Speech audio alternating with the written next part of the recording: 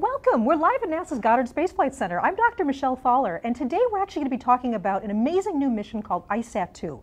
This mission is launching hopefully in the middle of next month, middle of September, and it's going to be studying ice and the way it's changing all over the planet. Now, really an exciting thing for me today is we're here with some incredible scientists and engineers and project managers that have been working on this mission. So we're going to have a chance to talk to all of them right now, but I'm going to start with Dr. Tom Wagner. Now, Tom is actually a cryospheric scientist. I am. So, yes. So tell us, so cryospheric, cryo means ice. So a scientist that studies ice, tell me why this is important. But let's begin by talking about the mission. So Icesat-2, tell us about that. Yeah, so Icesat-2 is a laser altimeter with 6 beams that's going to be in space in a near polar orbit that is designed to characterize the polar ice sheets. That is the big land ice over Greenland and also Antarctica, and then the sea ice that covers the Arctic Ocean, also the Southern Ocean around Antarctica. Well, that's really an interesting thing to study. I mean, give us some perspective about why this is important to you as a scientist. Why have you spent your career studying ice? Yeah, and you know, it can be really removed, right? You think, oh, well, this ice up in the polar regions, why is that important to us here, say in the lower latitudes? But the fact is the Earth is one great big interconnected system. And for the land ice, especially in Greenland and Antarctica, they contribute to sea level rise. Right now around the world, sea levels are rising by about 3.3 millimeters a year. And more than half of that comes from these big polar ice sheets. But also there's the sea ice, and that is the ice that forms over the oceans. And you can think of that ice almost like a mirrored hat on the planet. It's reflecting sunlight back into space and keeping the poles cool. It's also mitigating, though, the flux of energy and also mass between the atmosphere and the ocean. And so as you kind of take that hat off, it's a pretty big change to the Earth's system. And with Icesat-2, those are the kinds of things we're going to study and we're going to talk more about today. Well, that's absolutely great. I mean, one of the things that I love about this particular broadcast is that a lot of people don't think of NASA as doing Earth science. Earth science. So we think about, astronauts on the space station. We think about exploring Mars. But tell us about, well, what's NASA's part in this? Why do we do this study from space? So Earth science has been a part of NASA since its inception back in the 50s. And right now there are over 20 missions orbiting the Earth studying it today. But ISAT is special, because what it's going to do is it's going to very, very specifically focus on the ice. And the reason that you need a satellite to study these changes are twofold. One, the areas we're talking about, they're as big as like the continental US, okay? So it's really, really big areas to cover, and a satellite is great for that. But the second big thing is that you need to make very, very precise measurements repeatedly. And that's where a satellite is also a really powerful tool, because once it gets up there in space, it's not changing. And so it can just fly over and over again. And that allows you to see very, very subtle change and also connect that change to the rest of the Earth's climate system with all the other satellites up there. Well, thank you so much, Tom. We're going to get a chance to talk to Tom more later. One of the things I want to mention is because we're live, we're actually able to take your questions. So if you're on social media, use the hashtag AskNASA. And if you're joining us on Facebook, just put your questions down in the comments and we'll get to many of them as we can. So I'm looking forward to your questions as well. We have so many amazing people to talk to you today, and just a great range of topics that we divided into 6 pieces. And actually the reason we've done that is because Icesat-2 uses 6 lasers. We're going to talk more about that as we go through the broadcast. But the topics we're going to talk about today, we're going to begin talking about space lasers. And then we're going to talk about why the satellite is actually the ultimate stopwatch, incredible timing. And then we're going to talk about both sea ice clearly, and also land, new heights on land, the ice that's on land as well. Mm-hmm. And one of the most exciting things to me about today is we're talking about scientists that are often in the field. Mm-hmm. They're actually in the Arctic or the Antarctic, studying ice on the ocean. That's right. We're even going to have footage of some of that Absolutely, kind of stuff. That's right. So we're going to talk about boots on the ground, how NASA scientists are studying this all over the world. And then we're going to wrap up looking forward to the launch that right now is scheduled for September 15th. So let's start with that first one, space lasers. Great. Okay, now to do this, we're going to talk to an amazing engineer who is actually the instrument project manager of Atlas, which is the main big laser on this satellite. So this is Danya Douglas Bradshaw.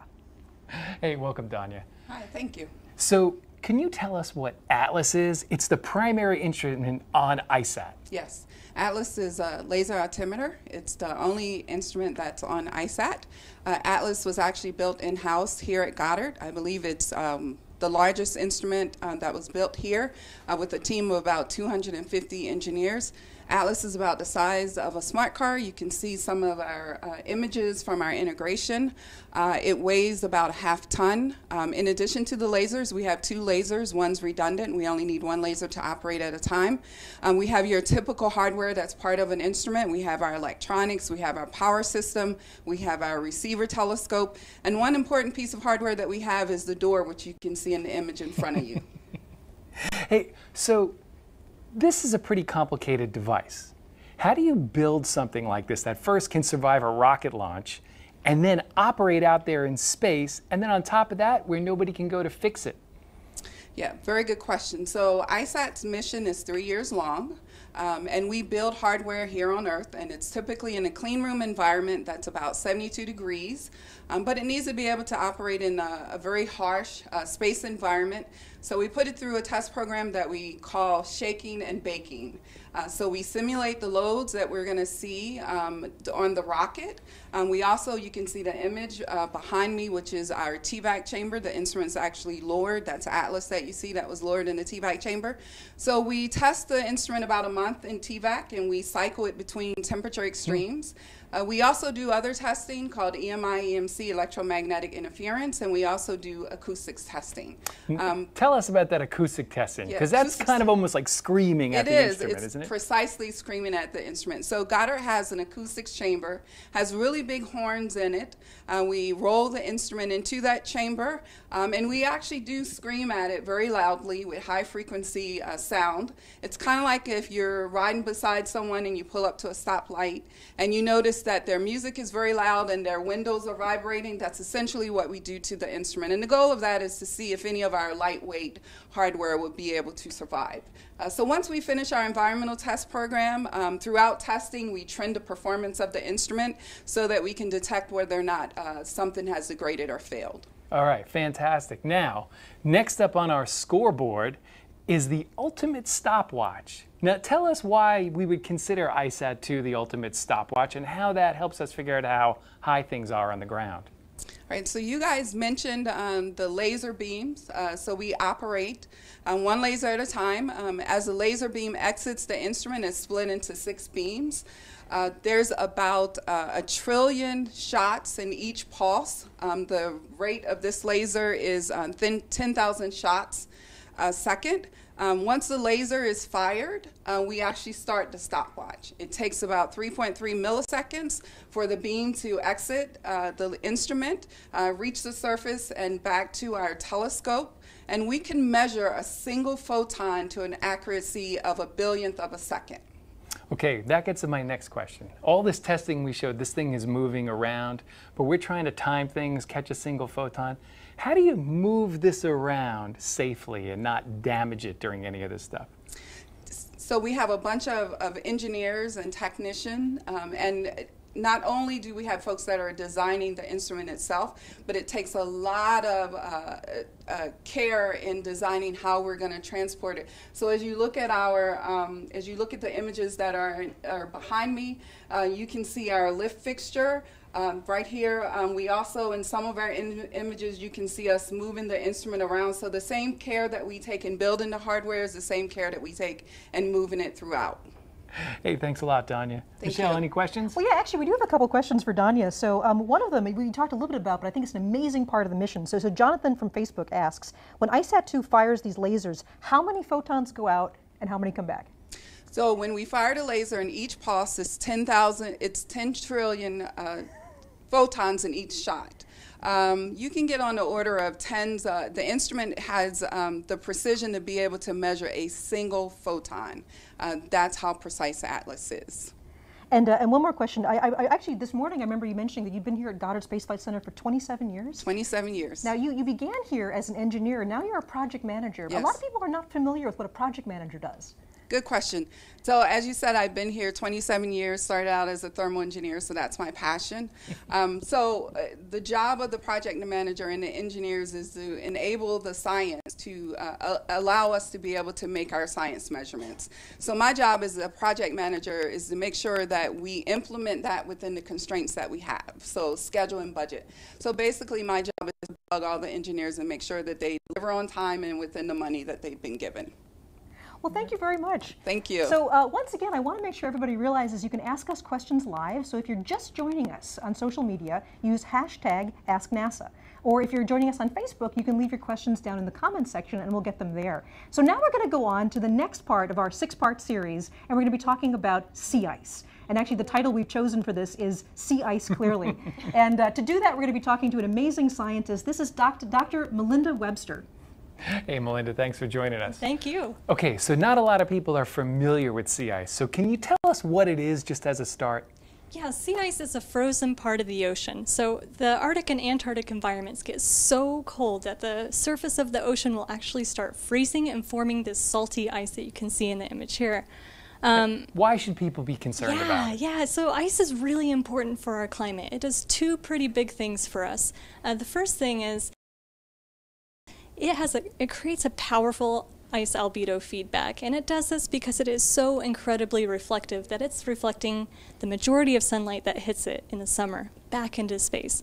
So this keeps our planet cool and it regulates our climate. The second big thing that it does is it acts like an insulating blanket. So in the middle of winter, the polar oceans are typically much warmer than the atmosphere.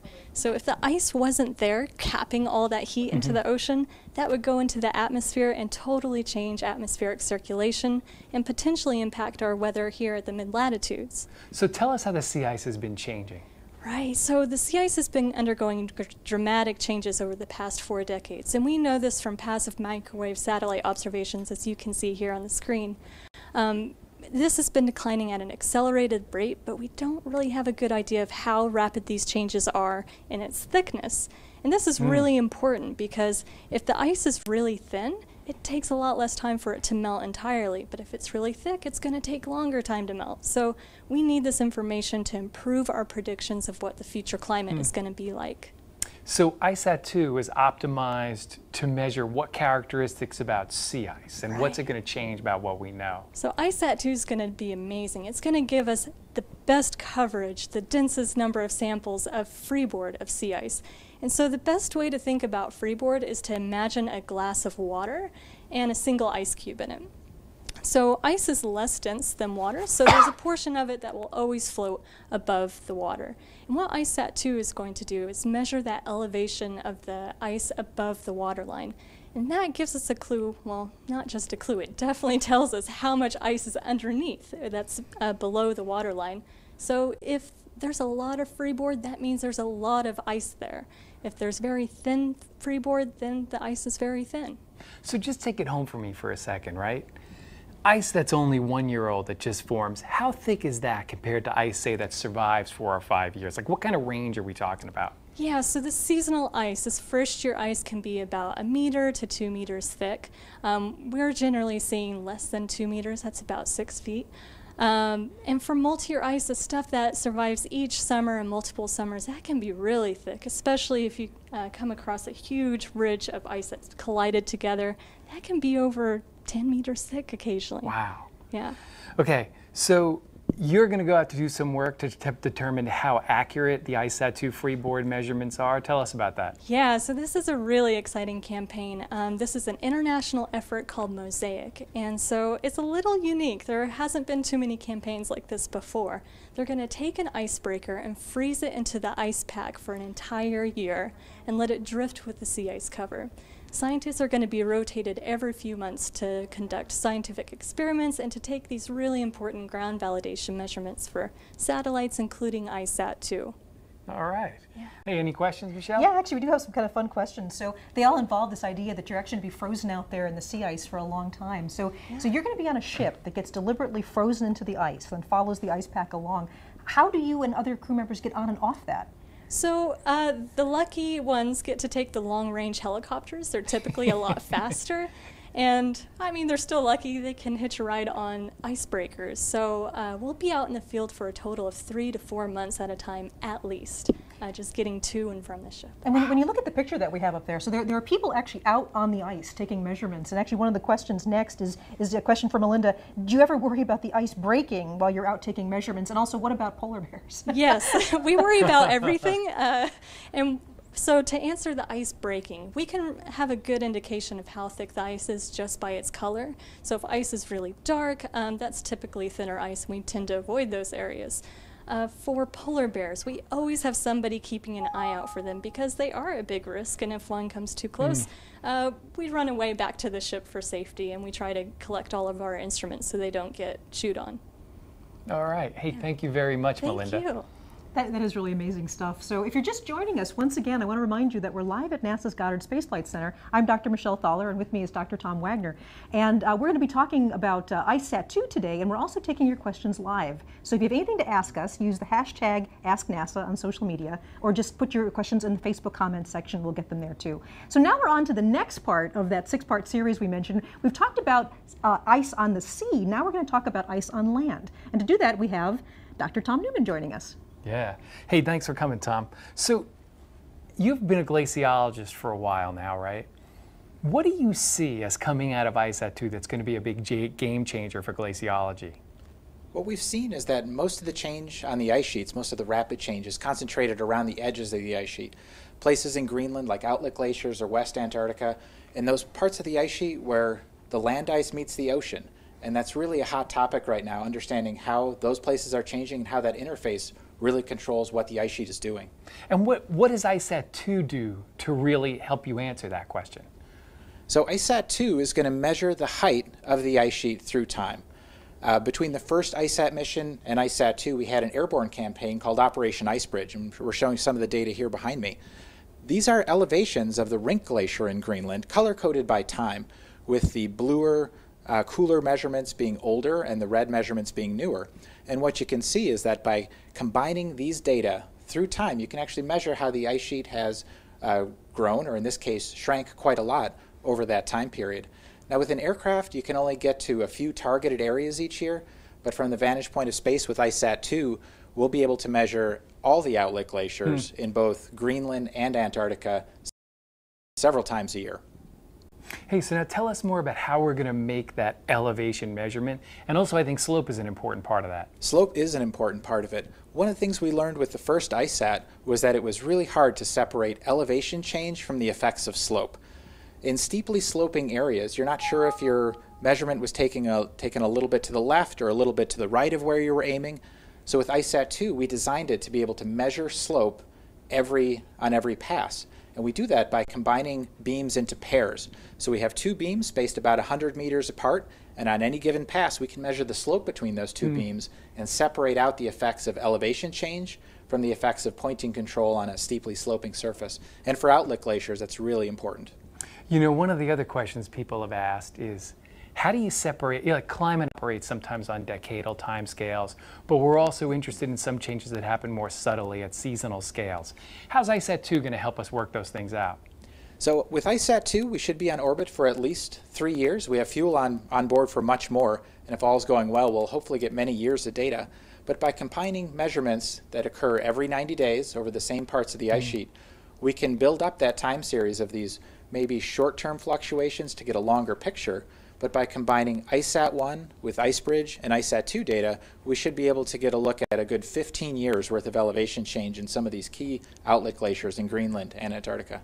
Hey, tell us what Icesat-2 is going to measure, because it's going to be making measurements globally, right? That's right. From the vantage point of space, we see the whole planet. Of course, Icesat-2 is really optimized to measure changes in the polar areas, but as our orbit animation here shows, we'll also be flying over forests and measure vegetation canopy height. We'll be flying over the world's oceans and measuring ocean height and everything between the poles. All right. Michelle, any questions? Yeah, actually, we're getting a lot of really fun questions for Tom. So, fire away. So there are actually a couple questions that all come back to the same thing. So we have a question from Tom on Facebook and also from Brian about, are the lasers safe? I mean, you're actually taking the height of the ice by bouncing lasers from space. So I have questions about, is it safe for people and animals? And also, will it melt the ice? We do get those kind of questions. Of course, the lasers on Icesat-2 are very powerful. If you were in the same room with it, you wouldn't want to look at it, and it would damage your vision. However, from space, it's at a distance of some 500 kilometers, and it'd be very difficult for a person on the ground to see the laser beam, let alone have any impact from it. And the second half of that question... Was it safe for people and animals? Oh, also safe for people and ice? animals, Yeah, and for the ice. There's so little energy coming down with each individual pulse. It sounds like a lot of photons, but each photon has just a tiny, tiny piece of energy, and it won't be able to change the temperature of the ice, let alone melt it. But if you were actually standing in the right place at the right time and you looked up, could you see this laser? It's one of the things we've talked quite a lot about. One of our optical engineers had worked out what that might look like. And from the distance across a soccer stadium or a football stadium, if you were standing in exactly the right place at the right time, it might look like the flash of a camera bulb. So I guess the other one, this is actually kind of funny, but I'm going to give it to you because it's really nice. There's sort of a serious one and a funny one. So the serious one, can Icesat-2 measure water on ice, like superglacial lakes? Yeah, so Icesat-2 is a LiDAR. It's going to send down those photons to bounce off the surface and back up to the spacecraft again. And if it's snow, it's going to be measuring the snow elevation. But off of water, we may well get two returns. One off the top of the lake that's on the ice sheet, and then a second return from that light going through the lake, off the bottom of the lake, and then back up again. So there's a good chance we'll be able to measure the water depth of these lakes on ice sheets. And then this is funny, but I kind of love it. So it says, this is from Tom from Helen on Facebook. Will the satellite be able to measure the height of giant colonies of penguins? That's a good question. We may well be able to. Penguins, as you know, tend to group in colonies. Emperor penguins are on the order of 1 meter or so high. If they're all together in one place, we may well see that the elevation there is a little higher than it is when they're gone. I can't say we've done any rigorous simulations of that, but it'd be something we can certainly look for. Thank you very much. My pleasure. Thanks, Tom. So we're now going to go on to the next segment where we're going to talk about sort of the boots on the ground, the scientists that are actually in the field doing this. So to do this, we have an amazing scientist that has actually explored some of the most extreme environments on Earth. So this is Dr. Kelly Brunt, who's a glaciologist. So Kelly, you have a very, very special job with Icesat-2. Why don't you tell us about it? Yeah, I'm part of the group that's going to validate Icesat-2's elevation measurements. And to do that, what we do is we ultimately go out on the ground, much like what Melinda talked about, and we collect very precise or accurate ground-based data, and then we directly compare the satellite elevations with that ground-based data. We had a really interesting project. Tom Newman, who just talked to you about ice sheets, we were in Antarctica most recently together down at the South Pole. We flew into the South Pole. We got in these tracked vehicles.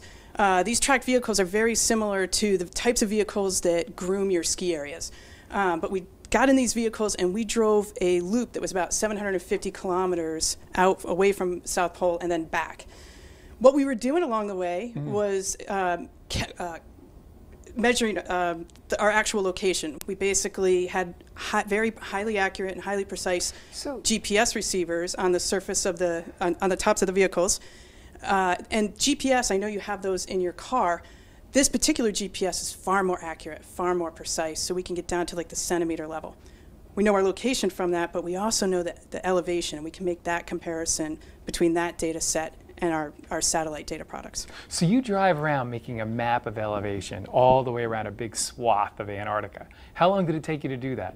It took us, it's hard to get there. So door to door, it's about 2 months to get out there, do the drive, and come back. The actual driving out in those tractors was about 2 weeks of just nothing but driving. And you're going back again? We are coming back. We're going back this December, January. Okay. Now I noticed on that tractor train, out in front is this long arm with a black thing underneath riding over the snow. Can you tell us what that is? Yeah, that's actually a radar instrument. One of the things we want to be careful of when we're out there is crevasses or cracks in the ice that could pose a danger. Ultimately, we plan the route. We don't want to drive in that area anyway. So at a first order, this is actually a very safe route. But as a second level, an added level of safety, we put this radar instrument out front that can actually give us a sense of maybe there's something coming up. It actually looks into the subsurface to see if there's crevasses or precursors to crevassing. Hey, so before we get to our questions, one last one for you. You've been working on the ice sheets for a while. What are the most exciting science questions you have that you think might get answered by Icesat-2? I really like ice shelves. That's the part of the ice sheets that's actually detached from the grounded part of the ice sheet, and it's actually floating. Those can get quite big. There's floating sections of the ice that are the size of Texas or Spain, and those float and they go up and down with the ice because it's all hydrostatic or fully buoyant like a dock. Ultimately, I like looking at the grounding zones of the ice shelves and the calving fronts, so I'm excited for that type of data to be collected with Icesat-2. All right. Michelle, any questions? Yeah, I think you can probably guess what a lot of these are about. I mean, I'm getting a lot of questions about, I mean, seriously, about how you sleep, how you eat, what you eat, you know, how you go to the bathroom. I mean, what is life like out in the middle of Antarctica on the ice? I mean, you sleep in those tents that we saw? Yeah, I just want to add really quickly that Danya, the person that spoke first, asked me all of those questions yesterday, and I like seeing the excitement within our team about what the different teammates are doing. But yeah, we actually sleep in these tents. You can see the lead vehicle out there has a lot of sleeping tents. The vehicle, that actually you can see it now, that the big tent behind there is a kitchen tent. So we actually eat and sleep in these things. It's very comfortable. We do a really good job of adding thermorests and big heavy sleeping bags, so it's actually extremely comfortable to be sleeping in this environment. That is really amazing. I just have to say, I can't imagine being out on the ice like that. Yeah. So I guess, yeah, that was sort of, well, somebody says from Twitter, what's the best part of the trip and what's the worst part of the trip? What I really like about this is going to sound crazy, we're in the greater DC area, there's no commuter traffic. I mean, you're the only two vehicles out there, so it's an easy commute to work in the morning. That's probably my favorite, there's absolutely nothing that I dislike about it. Well, thank you very much. All right, now to wrap us up, we're actually going to go back to Tom, who's going to tell us about the road to launch. So the last part of our 6-part series is what has to happen between now and September 15th to launch this thing. Right. So right now, the spacecraft with the instrument in it is sitting out in a hangar at Vandenberg Air Force Base in California, and it's been integrated with the payload adapter, which is now being lifted up and put on top of the rocket, which is a Delta II, which this is going to be the last Delta II launch, and it has been a real workhorse for NASA and other agencies. I think this is going to be the number 100 launch. So there's a lot of rocket junkies that are excited to see this one go. But once that payload adapter is integrated, in about 2 weeks, the rocket is going to get pushed out onto the pad, and then on September 15th at 5:20 a.m., it is going to launch. Then, once it launches, a few different things go on. Gets into its final orbit, and then it sits there for a little while and it actually off-gasses. That is, any air and other things that were trapped in it on Earth, those evaporate out into space. Then we open up the door that covered the system so they didn't get pointed at, in case it got pointed at the sun, so nothing got damaged. That door will open, and then we will turn the lasers on and start beaming the Earth and collecting science data. And we're hoping to have data out there that people will be able to see in 60 to 90 days. The incredible thing to me is the accuracy that is possible with Icesat-2. So you're bouncing lasers all the way, you know, we mentioned about 500 kilometers up in space. What is the accuracy as far as measurement that we're going to get on the ground? Yeah, so this is a really interesting technique. It's called photon counting, and we're doing time of flight on a single photon. But there's photons coming in from all over the place, and so we have some sophisticated algorithms to process this and figure out which ones came from the surface. And so on the order of, you know, in some places we'll be doing 10 centimeters, you know, in other areas it will be worse, but it's down to the level where we're going to be able to really address those questions of how much ice we're losing. The thing that gets me is the accuracy. I mean, you obviously have to know exactly where the spacecraft is, where you take this measurement. And you have to have some idea of the height of the terrain, at least some kind of, estimate, right? Right, and so one of the things we do is we have things like a digital elevation model that helps us bracket where we collect data from. But also, too, we have to really precisely know where the spacecraft itself is. And something like GPS by itself alone isn't enough, because we've got to know very precisely what the angle of it is and everything else. So we use these things called star trackers, where we take a picture of the sky above the spacecraft and then actually shoot a pic off of the laser into that to figure out precisely where the beam is. So yeah, I think we have maybe time for one more question, then we have to wrap up. So this is a question from Facebook. Tom, what will you do with the results from the Icesat-2 data? Oh, so right away, we will put those into new constraints on, one, characterizing how the ice is right now and how it's changing. And then the second thing is we're going to try to constrain the processes that control how the ice is changing. And then the third thing, we put all of those into models so we can do a better job with forecasts of how much sea level is going to rise in the future, and also how the sea ice is going to change and what that means for the Earth as a system. So we've had a chance today to talk to some pretty amazing people at NASA, and I have to say these are people that inspire me. I think some of the most important work that NASA is doing right now is actually the mission to our home planet. So the way we study the Earth and also the changes on the Earth. So once again, I want to thank all of these amazing people that have joined us today, and thank you so much for being with us on Facebook Live. Thank you very much. Have a great day.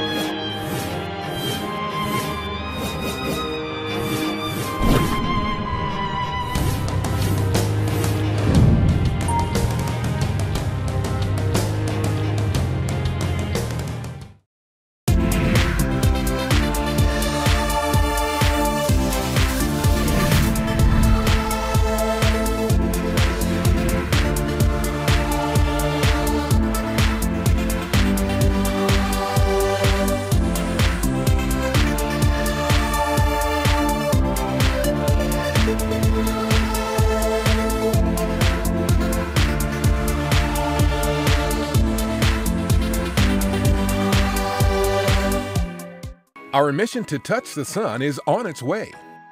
Administrator Bridenstine visits NASA spaceflight facilities, and an update on our first ever asteroid sample return mission. A few of the stories to tell you about this week at NASA. A daring mission to shed light on the mysteries of our closest star. Our Parker Solar Probe is on its way to touch the sun.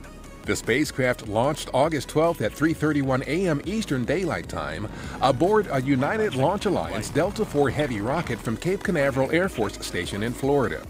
The mission could help improve forecasts of space weather events which have the potential to damage satellites, harm astronauts in space, disrupt radio communications, and even overwhelm power grids.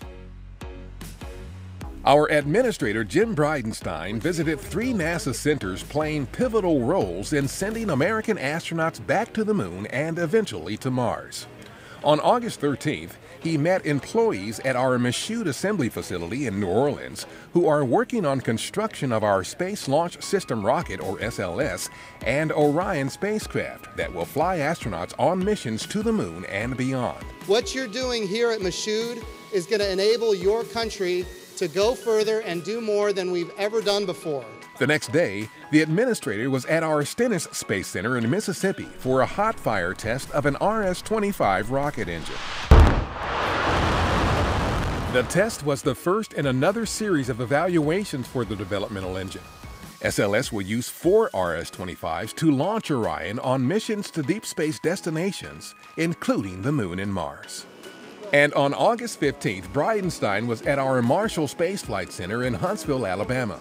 While there, he toured facilities and was briefed on critical structural tests underway with SLS, as well as human spaceflight testing and science operations aboard the space station. On August 17th, OSIRIS-REx, our first ever asteroid sample return mission, reached another milestone. According to the University of Arizona, which leads the mission's science team, observation planning, and processing, the spacecraft began its final approach phase toward asteroid Bennu. It will arrive at Bennu later in December and return a sample from the asteroid in September 2023. Bennu is rich in carbon and composed of primitive material from the beginnings of our solar system. We have ignition, first stage. On August 14th, at our Wallops Flight Facility in Virginia, a suborbital sounding rocket carried 8 student experiments on a brief ride into space. The experiments, developed by undergraduate students from across the country, flew through our RockSat-X program. They traveled to an altitude of about 98.5 miles before descending to a parachute landing in the Atlantic Ocean, about 64 miles from the launch site. During an August 15th spacewalk outside the International Space Station, Russian cosmonauts Oleg Artemyev and Sergei Prokopyev performed work to deploy several technology demonstration satellites and install equipment for an environmental experiment to monitor the migration of groups of animals on Earth. It was the 212th spacewalk in support of space station assembly, maintenance, and upgrades. That's what's up this week at NASA. For more on these and other stories, follow us on the web at nasa.gov/twan.